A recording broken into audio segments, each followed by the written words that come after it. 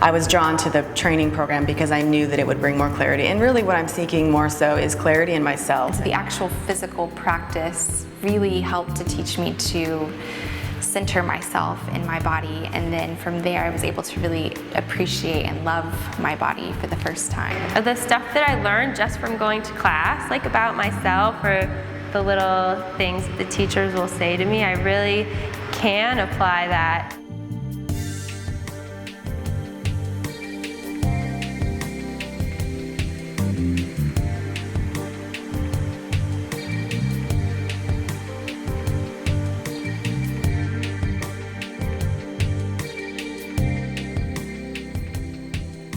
The Module 1 of the teacher training program is perfect for anybody who doesn't necessarily want to teach, but they do want to deepen their experience of the yoga practice. The teacher training at Rising Lotus is broken up into 2 modules. The first one is all about learning all the philosophy and breaking down each pose, often with a few different teachers, guest teachers, or teachers from the studio come in. You're going to stay on the ball of the foot that's on the mat, and then you're going to take the shoulders and bring them right over the wrists. Heart forward, and try jumping up the top heel to the wall. The 24 vertebrae are in the neck, there's 7. We also had Russ Pfeiffer come in. He does anatomy. So he came in for a whole weekend and we learned all about the skeleton and the muscles and the tendons, which was very informative and very cool to see the body in that way. If one muscle is too short, it can start to knock bones together and create less space. So that's why, when we look at yoga, it's such a beautiful practice of creating that equilibrium within all the muscles. The first piece is about deepening your practice, your awareness of what yoga is, the principles of a yoga, physical alignment, obviously getting to know how each of these postures start to break down.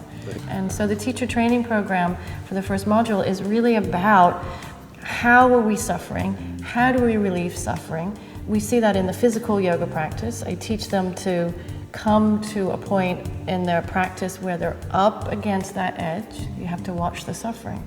How are you creating suffering? We do that with the philosophy, with all of it. And it's a beautiful experience, whether you're going to be a teacher or not. It's a transformative experience. What are we doing when we breathe? Consciously, because you're breathing all the time. That's what we're saying. I love how simple this is if it just settles in. Either you're awake or you're not. Either it's an unconscious process or it's a conscious process. That's what discernment is, right? It's a movement toward union with. Claire brings such an open, clear way of teaching from her heart, but with such clarity. She helps these guys really hold a space. Claire really holds them right up against the edge of their fire, which is part of yoga, and lets them blossom in such a beautiful way. The thigh and the hip have to do a lot of work in there to move the hip. You feel that? Yeah, with the hip, with the leg, right? It's not the hip that moves, it's the leg. I want the skin on the brow to actually be pulled down towards the nose and not up towards the hairline. I'm going to straighten the arms. It'll allow us just to stay here. Use your navel. Use Uddiyana Bandha, Mula Bandha to come up to down dog. See if you can initiate the movement from there. Initiate that movement. And the philosophy is presented here, because of Daniel, in a much different way than I've experienced before. He would go through everything about the philosophy of yoga, and we would talk about yamas and niyamas, which are codes of living. And as we would go through learning about these, everyone always had aha moments like, wow, I'm doing this, or I'm holding on to this, I'm grasping, and I'm realizing that if I just let it go, I could really see what was supposed to happen for me. Daniel doesn't purport to have the answers, and what he does is hold the space for the students to uncover the answers for themselves. When you're in the yoga experience of your body, what does it mean? I'm awake. I'm discerning. Okay, so if you're asleep, unconscious process in the body, we tend to drop into more fight or flight, lizard brain. Okay, so what are we doing? Let's engage the feminine aspect, right? Let's bring consciousness first to the breath. Just by bringing consciousness, what are you doing? And I think we all, I love the poses, but that was a very new part to us that doesn't get really fed into class as much as it's available when you can sit for hours and talk about it. It's a whole new way to kind of transform your life if you use it. The students walk out and know in their hearts, oh, I can begin to work with these principles.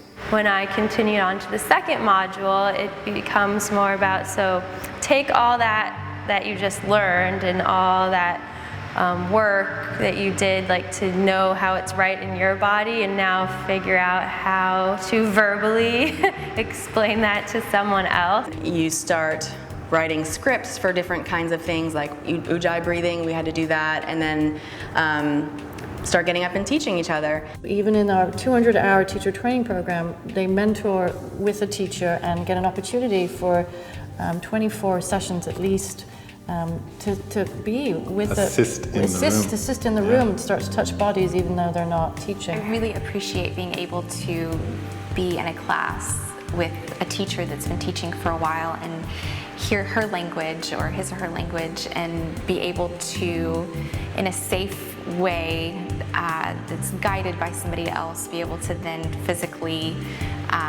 be with the students and make corrections. If you want to stay with us for at least a year, sometimes two years, we will continue to help you sort of develop those skills, and I think developing a well-rounded teacher and person. There's nothing like sitting in the room and seeing one generation, oh, there's two generations of our students who are now teachers, who are in our classes, who are teaching in the community. Fantastic. People really wanted to share what was happening in their own lives or their own experiences, and it really, the more we all shared with each other, the more it really made it feel like this really safe place that we could all come. It's very awesome to see people change because of what you're doing and to try and help them get into the pose easier. As I've gone through the program, I've learned that the attachment to the job or the guy or the car, the right apartment really isn't what I was seeking. What I was seeking was this connection, and I didn't have that before. I think that was what, for me, was what I really wanted to learn to connect to in a very deep way, so that I knew no matter what changed in my life, job, men, whatever, that I was always okay, because it's this self-reliance, confidence thing for me that is where my work is. If there's a pie of yoga, this little tiny slice is physical yoga. So we're actually opening the doorway to understanding and exploration of what a full practice of yoga as a science of the mind is, and what that means to you. Not just standing in the pose, but what is actually this process of self-discovery that was started 5,000 years ago that is still practical now.